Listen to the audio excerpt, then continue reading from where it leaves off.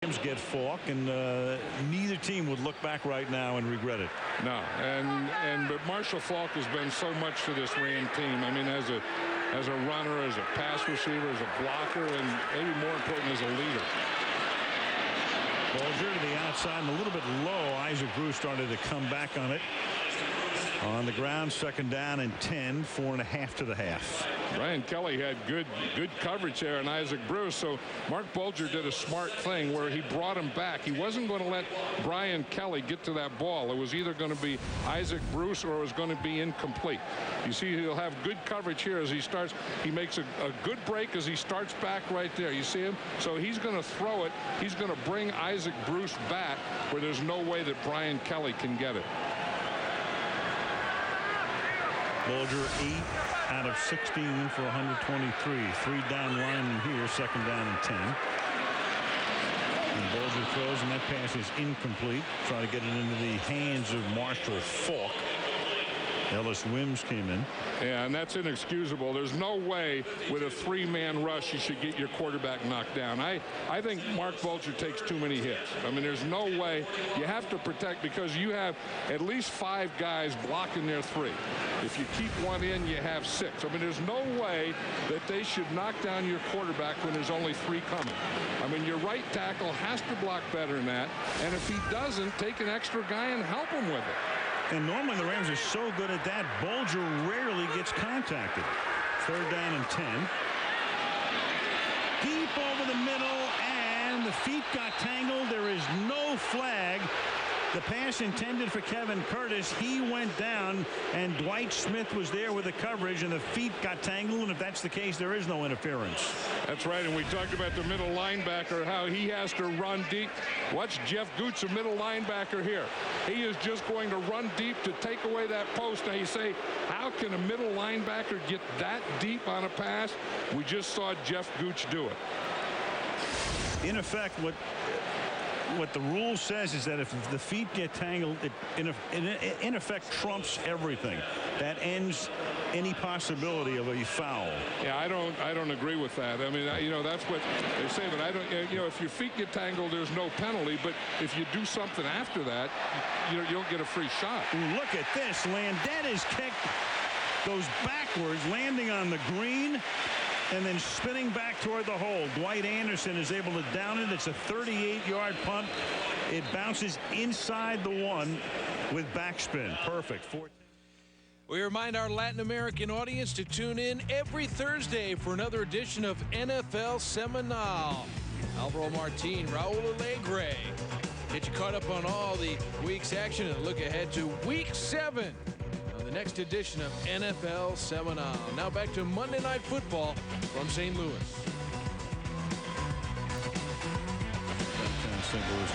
That's how the NFL looks to rookies. You know, they always say that what's the biggest surprise when you come into the NFL? It's always the speed of the game. That's an example of what it looks like. First and 10 from the 4-yard line. And Pittman just does get out of the end zone as he stiff arms the linebacker Brandon Schiller to avoid the safety and bring it back up to the original line of scrimmage. And that showed the strength right there of Michael Pittman, because that could have, as you said, been a safety. Watch him. He's going to get hit right here by Schiller in the backfield. That could have been a safety right there. He just lowers his left shoulder again and then drives the leg right through it. See him straight arm him, lower that left shoulder, and another straight arm. That was a big 4 yards he gained, or 3 yards, or whatever it was. Second down and 10 from the 4. Coming across the line of scrimmage was Bryce Fisher. False start offense, number 70, half the distance to the goal. And that's because of Derek Deese in his 13th year at USC, longtime 49er. And a very, very good pass protector. Derek Deese has played every offensive line position, center, guard, and tackle. And I'll tell you, the tough thing right here is this crowd and those guys here in the count. First penalty against Tampa Bay tonight.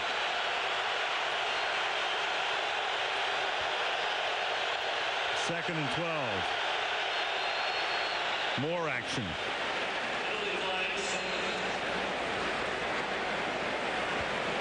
This is, you know, the home field advantage, the crowd advantage. This is where you get it on a long yardage play when you're coming out of your own end zone. You'll never get louder. Encroachment, defense number 91. 5-yard penalty, still second down. That was Leonard Little. All those pass rushers are looking for something, just a little edge to get a jump. And when you get a pass rusher, a speed rusher like Leonard Little, he usually has other keys, something that's going to show him when to get started. What he did there is he gave Tampa some breathing room. Now the Bucs are out to the 7-yard line. Second down and 7. Buccaneers up by a touchdown. And boy, that was a slow developing play, and it was almost broken up in the backfield. Fake to Allstott, then a pass out to Pittman, but the Rams were able to break it up. Little got in there. You know, I hate this pass protection where the tackle, I mean, here you got Leonard Little, and they let him come free, and the back's going to block him. Here's Leonard Little here. The tackle blocks here, and they just let him get a free run at it. I mean, I have no idea where that pass protection comes from, but you see way too many teams in the NFL use it. But how can you have a pass coming out of your own end zone and not block Leonard Little? And a very risky play. Third down and 7. From the 7, and then it's fumbled. Rams will have the football. And that one can be chalked up to the crowd. That whole series, they're roaring. Greasy unable to handle the exchange from John Wade. And the Rams have only their 3rd takeaway of the season. Yeah, watch John Wade on that play. I think he snapped the ball too early because he was the only guy that was moving. I mean, he snapped it and then took off, and they do that sometimes. You know, I mean, that center will snap the ball before the snap count. Brian Greasy didn't look like he was ready for it. Looked like a half a snap, too. He barely got it behind him. Yeah, well, he didn't get it through. He just stood up. I mean, as he was starting, you know, he was trying to get to his guy. He just kept the ball. He never put it back there deep enough for Brian Greasy to get it. First down and goal now. Bucs try to hold him to a field goal attempt and maintain their lead. And this is Falk, who kind of bounces his way to about the 2.5-yard line. Second and goal, 3 minutes to go in the second quarter. Yeah, that's what Marshall Falk has. You're talking about, you know, short yardage goal line runners, and it's not the biggest guy or the strongest guy, but it's the guy that has the best feel.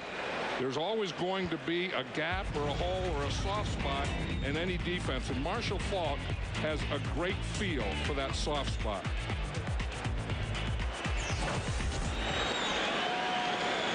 You know, the other guy that had a great feel for it was Marcus Allen. You know, again, it wasn't a big, powerful guy, but you got down there, and he just had a feel, you know, when to jump over, when to go under, when to slide a little. And Marshall Falk has some of those same things. And part of the reason 99 rushing touchdowns for Marshall Falk. He can break it. He can give you that short yardage. He has that feel. He's an injured Tampa Bay Buccaneer. Don't you feel that this second down play down here is going to be a pass so that Mike Martz doesn't, he's not going to stay with a run for a long time. He gets it, he said, okay, I'll give you one run down here in the goal line, but now we have to go to some play action pass or bootleg type of thing. You would think, unless he wants to try to outthink Gruden, who figures that he's going to pass and he'd run. So, well, you know what he did last week in this same situation, about the same spot against Seattle? He bootlegged Mark Bulger, and Bulger just ran it in. He wasn't even touched. So I don't think he'll go to that one again. It'll be second and goal, but they work on the injured Buccaneer, and that is Damian Gregory, backup defensive lineman, who needs the extra attention. You know, I'm looking down at the Ram offense now, Alan. They have 4 wide receivers in there, so it is either going to be a pass play that they're thinking of, or something to make Tampa think pass and then beat them in the middle somehow. On the draw, on the counter to Falk. run the quarterback draw to Bulger. You'll get them all spread out if there's no one in the middle. Don't forget about Brandon Maliuna. We'll check on Gregory when we come back. المركز الرياضي يضعك في الصفوف الأمامية وينقلك إلى قلب الحدث. تغطية مباشرة وتحليل لأهم البطولات العربية والعالمية مع نخبة من ألمع الخبراء والصحفيين الرياضيين. المركز الرياضي مع ياسر علي ديب من الاثنين إلى الجمعة مباشرة على الرياضية. سلام.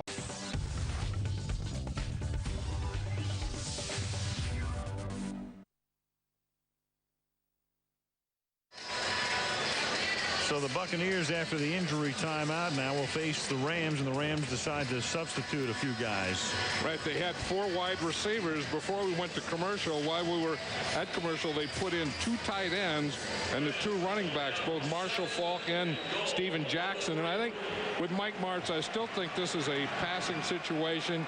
He gets those 2 backs in there. They're in the I formation, some kind of play action pass. And they take Holt out of the game for the moment. Bruce split wide left, second down and goal from the 3-yard line. And they give it to the up back. And that's Steven Jackson playing the fullback position. So I like my idea better. Your idea is much better. But you know what? I think you begin to outthink yourself at some point. I think that's exactly what they did. You know, they're going to expect Marshall Faulk to do it. And the thing is, when you get in the I formation and you hand it to the fullback, you lose your lead. If you hand it to the tailback, then you have the fullback leading. But when the fullback runs it, he's the first guy, and I don't know. That usually doesn't work too well. Yeah, when you have that many weapons. What was that? 2-minute warning is upon us. It'll be 3rd down and goal when we come back to St. Louis, where the Tampa Bay Buccaneers are clinging to a 1-touchdown lead. Orbit تحطم الرقم القياسي مع أفضل تغطية رياضية.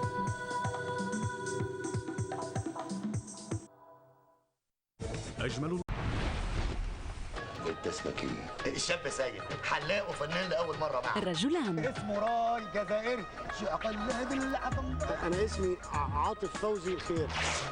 انا مرتبي 640 جنيه. في ايه؟ بنطلون اتفتح. ده هو نفسه يتجوز من زمان عشان يلاقي واحده تخيط له البنطلونات. إحداهما معاق فنيا والآخر معاق اجتماعيا. خلاص تعقدت بالجواز يا ماما. سيد والنبي بتحبني وبتغير عليا. اول واحده اتقدمت لها، تاني واحده خطبتها، التالتة الحقيقه كانت ماشيه معايا زي الفل. فيلم هندي يعرض حاليا حصريا على تي في ماكس.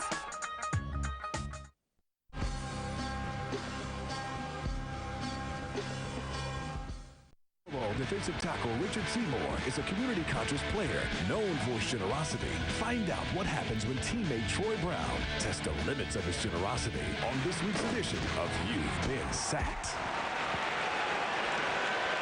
That's coming up at the half. Brian Griese warming up on the sideline, but the Rams now, after the 2-minute warning, have a 3rd down and goal, trying to tie the game late in the first half. On the ground, Faulk, can he get there? Stopped short of the goal line. So here are the Rams. Jeff Gooch prevents him from getting in, and the Rams go with 3 running plays and don't get in. Well, they get in bunch, so they're making Tampa Bay think that it's going to be. You see, they have the bunch out here, and they're trying to get all the defenders out to that side. And I'll tell you, Jeff Gooch does an outstanding job of staying at home. You want when they start that, you read that lead, you stay at home, and you make the play right there.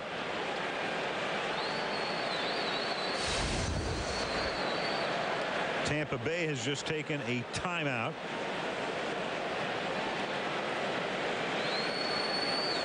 Yeah, I think Mike Martz on a couple of these calls kind of outthought himself.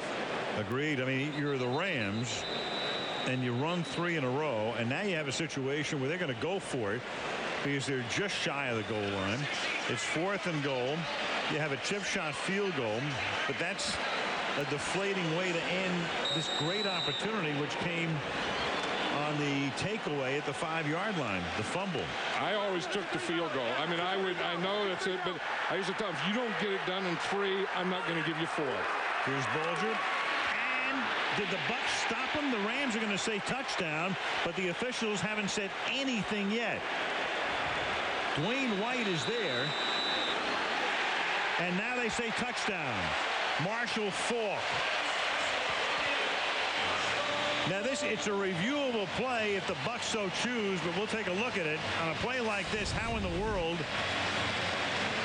do you determine it? And of course, this is in the last 2 minutes, they can look at this upstairs. Right there, you see the ball has to cross the plane of the goal line. And we talk about a good goal line runner finding a soft spot. Watch Marshall Faulk here. He is stopped. He just keeps the feet going, finds a soft spot, and he sticks the ball through the soft spot. It's up to the boys upstairs. Meanwhile, where's his forward progress stop? I mean, replay, well, they're telling us they've looked at it and it's good. But in a way, I mean, I think you're at least compelled to stop it and take a look at it. And Gruden is saying, what in the world? It looks like his forward progress is stopped. And if it was, he wasn't in. You could say second effort and all that, but, you know. Yeah, but the officials have to stop the play. I mean, if it is forward progress isn't an automatic thing, and that has to be called, right?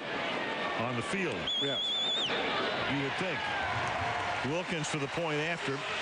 And so the Rams run on 4 plays after a first and goal at the 5.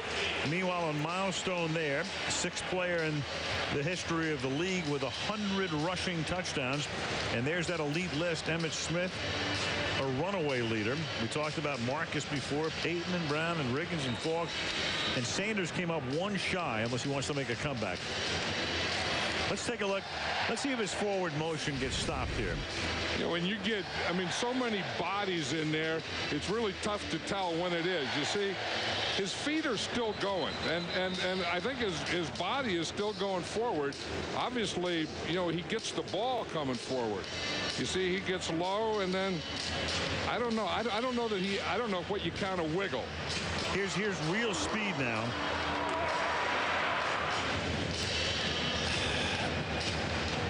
You know, it's one of those, you could call it, you could say forward progress, you could say second effort. That's what I would call it. Good second effort by Marshall Faulk. He's been a great player for a long time. But when do you think the last time Mike Martz ran 4 plays in a row, called 4 running plays in a row in his life?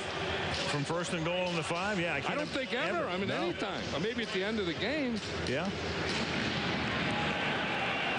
Wilkins to kick off, and it's heading to the sideline. And it just does go out of bounds. And remember, they were working on the other foot, Wilkins' left foot. Don't know if that's bothering him. Michelle, what do you know about that? Well, that's a sprained left ankle. Now, they've taped it up, as you saw, and we saw earlier in the game, because he was experiencing some discomfort on. That's his plant foot, and it is sprained, but they said he's fine to continue to kick. And while he's been warming up on the sideline all game, guys, he's looked just fine and nodded to his trainers as though he feels just fine. Well, he doesn't feel fine about kicking that one out of bounds. That's a very costly penalty, especially late in the first half. It sets Tampa Bay up at its own 40-yard line. And they begin this drive, and they have 2 timeouts. Tim Brown is in the game, working out of the slot. Greasy to the outside. Allstott catches it. And then he's forced out of bounds up to the 46 by Adam Archuleta. Yeah, you're right about the penalty on that. I think that and pass interference are the 2 biggest penalties in football. I mean, that one is a 40-yard penalty, and the only other place you get a penalty that long is on a pass interference on a deep pass. Puts you in a position, you pick up a couple of first downs, and you can put 3 up on the board and take the lead into the locker room. 2nd down and 4 up at the 46-yard line. Greasy the other way. That's going to be enough for a first down. Tim Brown, someday to the Hall of Fame, won the Heisman Trophy, spectacular career with the Raiders, but his days there were numbered, and off he went back to his old coach, John Gruden, in Tampa Bay. You know, look at Tim Brown's hands. How many receivers do you see in the NFL today that don't wear gloves? Tim Brown is one of the few. He tapes each finger, and he thinks that, you know that gives him the strength of his hands to catch the ball, but just seems like every other receiver in the NFL wears gloves. 1st and 10, 49-yard line. Out in the flat here.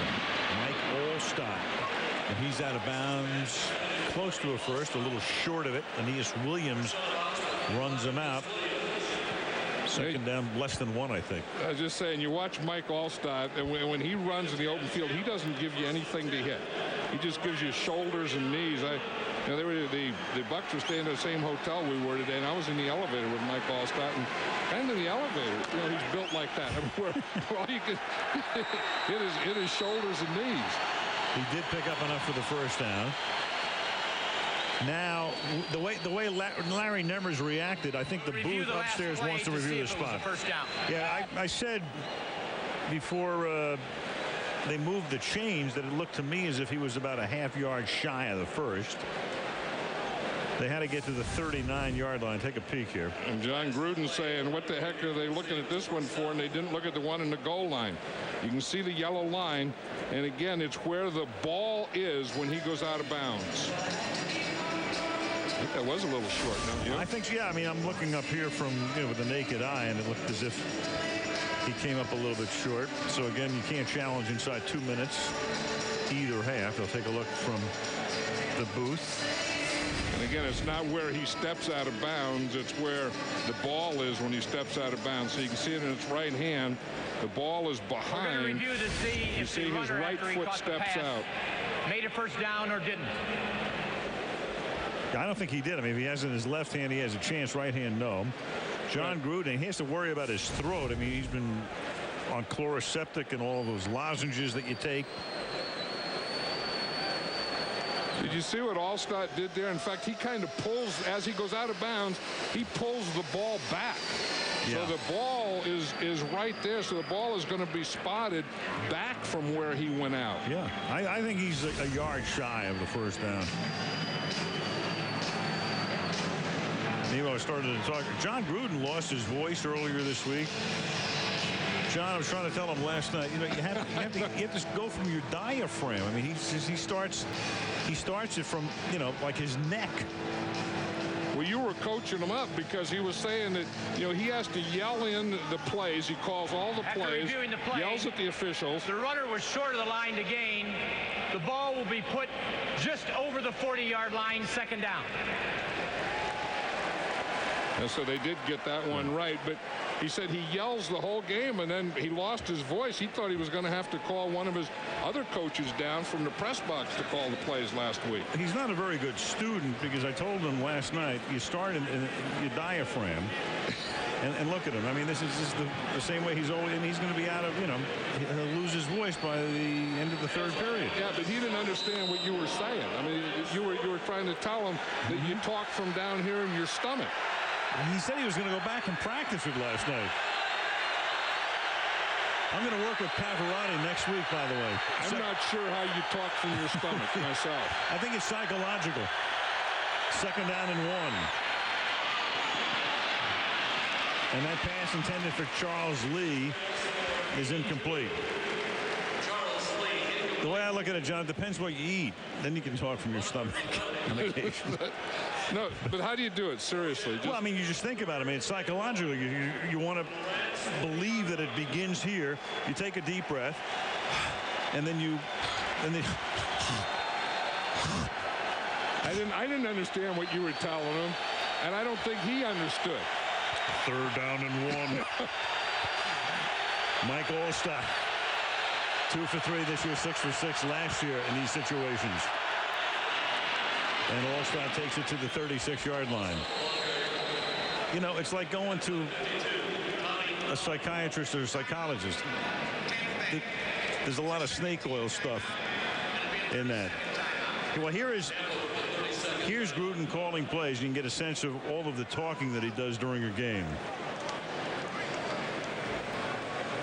Scatter to triple left, U short. Spider 2 Z banana X over. Tell him heads up for Freddie. Give me trips right tight. Zebra left. 58 Delta. Zebra choice. Far west right slot. X short. 200 jet smoke. X choice. That is a lot of verbiage. That's a lot of verbiage. And I'll tell you, if you have to bring all that up from your stomach, right, you may not get it back down there to get it started again. So Brian Griese was saying last night that that's so tough. The quarterback in this offense has to tell everyone what to do. Well, that's complicated. And then think of what March's offense is like. You see John Gruden's playlist there. The red ones are the ones that he likes best. Let's see what he likes here with 77 seconds remaining. 1st and 10. Looks like he likes confusion. They have one timeout. Griese rolling, and he's going to throw it out of bounds. 2nd down and 10. If you look at this play card here, you can see all the red again.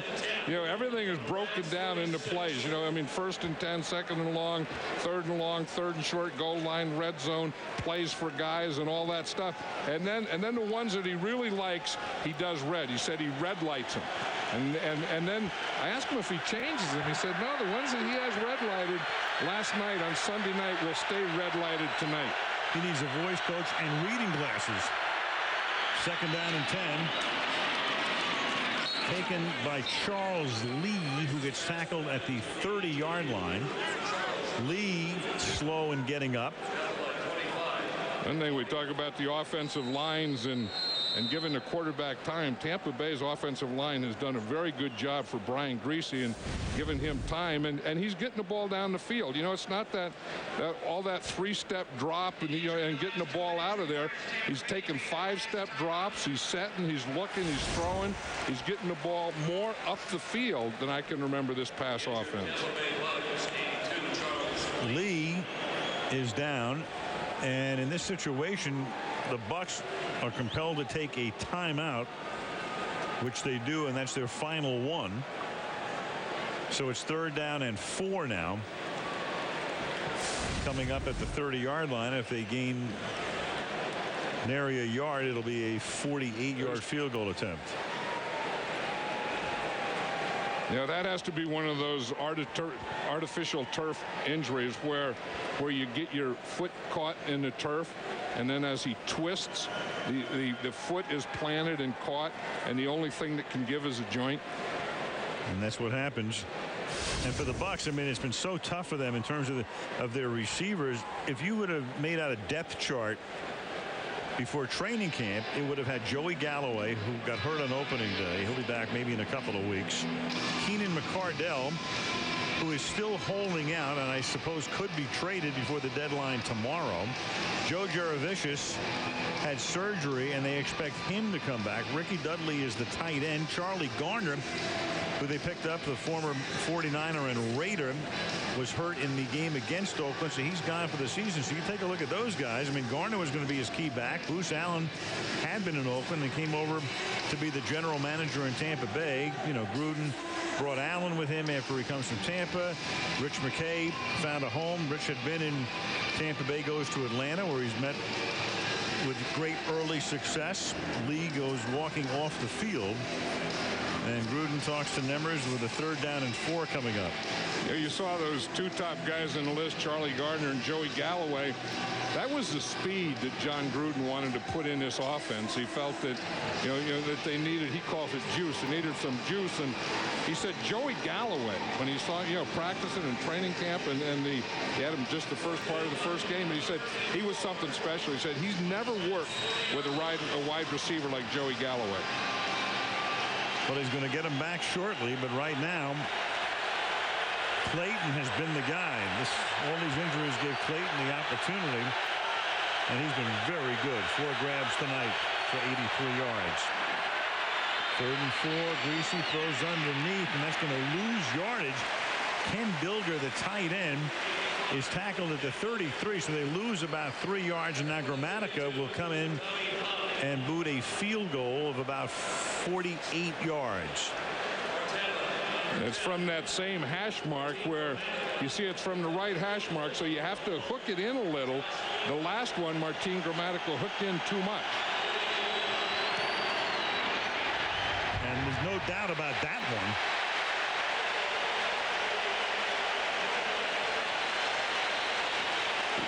You have to hook it, but you don't have to hook it that far, do you? That's out of bounds. That's the thing, the right-footed kicker on the right hash mark, you have to bring it in, so you're trying to do that, and sometimes you overdo it. He's lying 2, hitting 3 now from the 38. Never had that problem. I usually go the other way. Watch, the snap was a little inside and low, but I think the hold is okay. I mean, he just, that's more of a shank, I think, than a hook.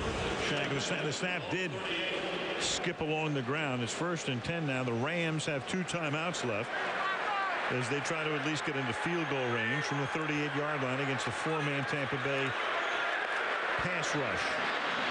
Little dump underneath. Marshall Faulk across the 50, trying to get out of bounds to save the timeout, and he does to the 46 with 12 ticks. 16-yard pickup. Yeah, that's what always impresses me about a screen pass. When you get a big offensive lineman like Scott Tucero out here, the guard, just watch him, and then being able to get out there, but then hit a guy in the open field right here. You'll go get a guy, get square on him. That's about as tough a block as an offensive lineman has to make, is open field on a screen against a smaller guy. 18,000 total yards for Marshall Faulk, 5th player in the NFL to do that. Timeout is now taken by the Rams. Ladies and gentlemen, we proudly welcome to the Hollywood Walk of Fame, Al Michaels. Hey, congratulations. That was great. The Walk of Fame, and you got your star there, and you look happy as heck. Linda? Linda looks family? happy. Yeah. How did you feel right there? You know what? You get out there, you're just happy to be alive. I mean, you're walking up and down, and I mean, Douglas Fairbanks and Nat King Cole were there, and all those, legends. This is the first step toward Forest Lawn, I guess. But it was not. I mean, it's a great honor. It was a great thrill. Yeah, it was a great thrill. And you could tell, how proud you were and how proud your family was, and those are special moments that that you deserve, you've earned, and you're going to cherish. Well, I thank you, John. A lot of it has to do with I've had some pretty phenomenal partners through the years, and you're right at the top of that list. As McDonald makes the catch at the 38-yard line. That's an honor you don't want posthumously, I'll tell you that. No, but getting that and being honored is, for what you've done for all these years. Well, I think it's a labor of love, as I'm sure it's been for you as well, coaching and broadcasting. Doesn't get much better than it. Doesn't get any better than this. I want to come back in the next life. 2nd down and 2 from the 38-yard line. Bolger. And that's out of bounds with 3 seconds, so they couldn't work the ball into field goal range unless you want to go for a 56-yarder, which he may do. They're bringing Wilkins in here. Now, we know that he has a bad ankle, and there's only 3 seconds here. I would bet it's a fake. I mean, there's no way that they're going to try and kick this. This has to be a fake, and Wilkins will throw it or do something like that. Well, they were fooling around with that in practice the other day. Right, and Dane Looker is the holder, and I think they throw it somehow to Dane Looker. Well, timeout is called because the Bucks all compress in. It's like the Bucks knew it, wasn't it? Because there was no one back at all. The Bucks had all 11 guys right up at the line of scrimmage. Bunched together. They were squished together. And Dane Looker was a holder, and he saw that look, and I'm sure that it was a fake, and he knew it was going to be a fake, and he called it off. Here's a look. He has 11 guys up here. Looker's looking, where are we going to run this surprise play that we're going to run? Didn't see it. Just takes a timeout. Now they could have, like the old basketball thing. You show them, you see how they're going to line up, then you take a timeout, make the call. This still could be a fake. Inbounds it. And no, Wilkins is going to kick it, but it's well short. So Wilkins missing, and that's the way the half will end. Rams capitalize on a late break after the fumble by Tampa Bay. We're tied at 14. And coming up next, the Toyota halftime show, and we come back after this message from the NFL and a word from our ABC stations. Olha a torcida.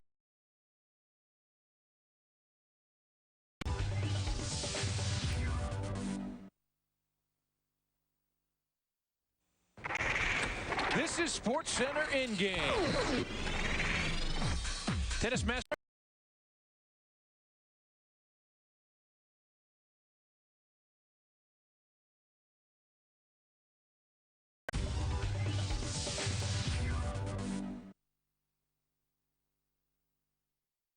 Entertaining first half Monday Night Football here on ESPN. 14-14, the Buccaneers and the Rams. Take a look back to some first half action on the first Rams possession. Mark Bolter, 52 yards to the streaking Torrey Holt for the touchdown. Just 2 minutes, 20 seconds in, and the greatest show on turf. Getting it done. But right after that touchdown, keep in mind, the Tampa Bay Buccaneers in their franchise history have never returned a kickoff for a touchdown. Never.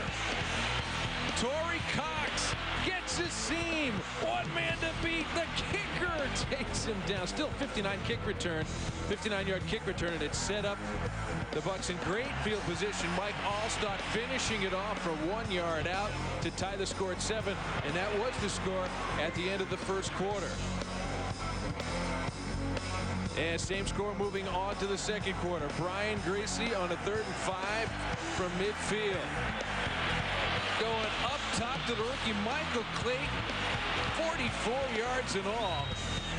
Stopped at the 6-yard line. On 3rd and goal, Brian Greasy looking for another Michael. This one, Pittman. 6 yards scoring toss.